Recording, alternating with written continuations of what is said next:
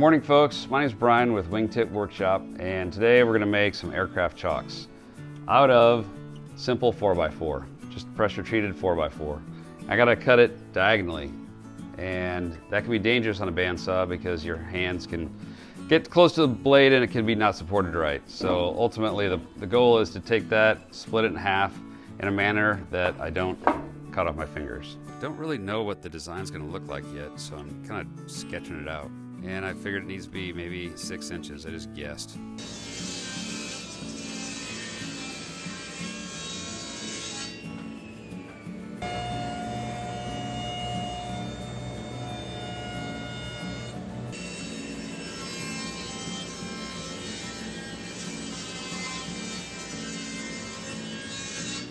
All right, these are definitely not flat, and you can tell by the sound.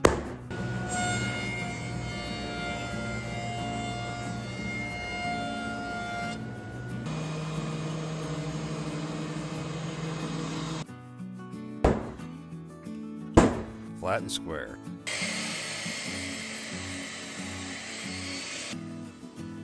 All right, now I got to figure out how long to make these. I ended up deciding to make them 14 inches because that's the same size as the table of my bandsaw. And one of the boards has some pretty bad insect damage, so I'm not going to use that. Alright, a simple way to make sure you have two boards exactly the same is to make your mark on 14, cut it about 14 1/8 or a little more than that. Put the boards together and then cut it right on your line. You'll have two boards exactly 14 inches.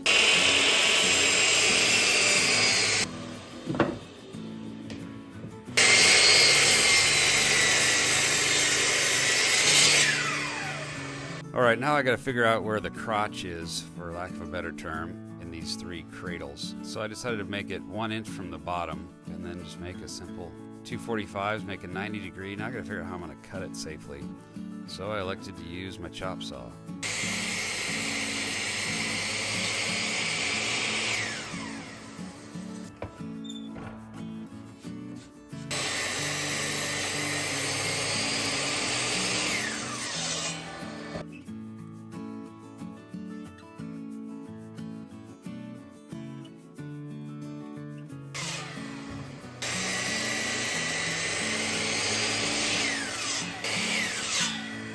Alright, to finish up these cuts, I elected to use a Japanese hand saw.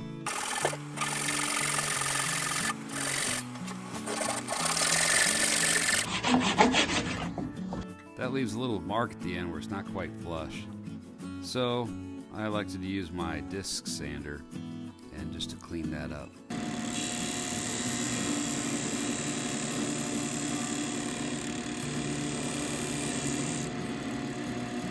Now I got to put the sides on, so I put it on my bandsaw and try to decide how wide to make it, and I decided on 6 inches.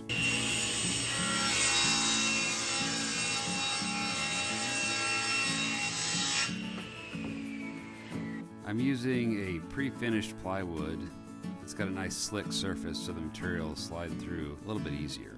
Now I'm marking for where to put the pre-drilled holes for the screws and deciding how far apart to make each cradle so it'll fit in the bandsaw nicely.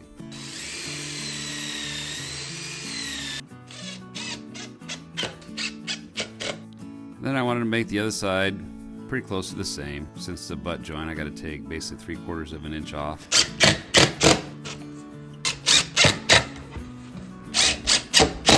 Alright, here I'm just trying to line up both of the sides so they're roughly even.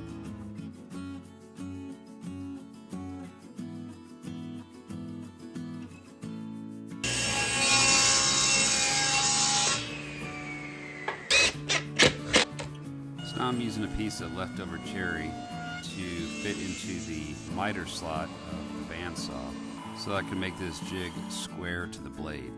So I just cut it a little wider than 3/4 of an inch, two parallel sides.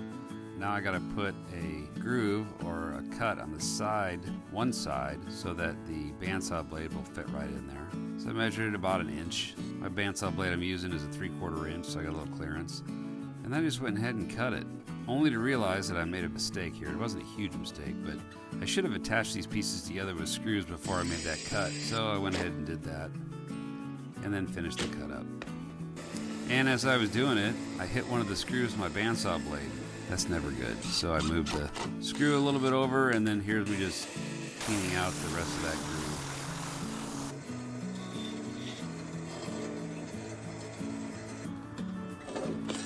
I mean, that's pretty good. All right, now I just have to attach the miter gauge to the jig.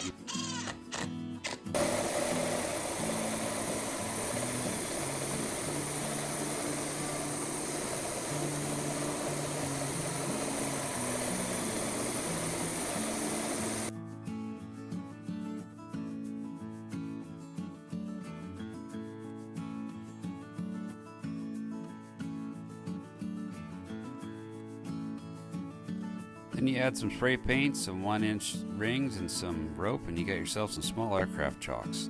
That's all there is to it. All right, folks, this is what we came up with. It's a pretty simple design. It just fits in the miter track of your bandsaw, and these 3 thicker pieces of cherry kind of cradle. A couple of pieces of plywood that have that clear urethane on it to make it slide a little better, but it just kind of holds your piece in there, and it slides right through. Pretty easy, keeps your fingers out of the way. It's not complicated, it's not rocket science, but it gets the job done safely, and it doesn't cut my fingers off. Have a good day, and I'll see you on the next project.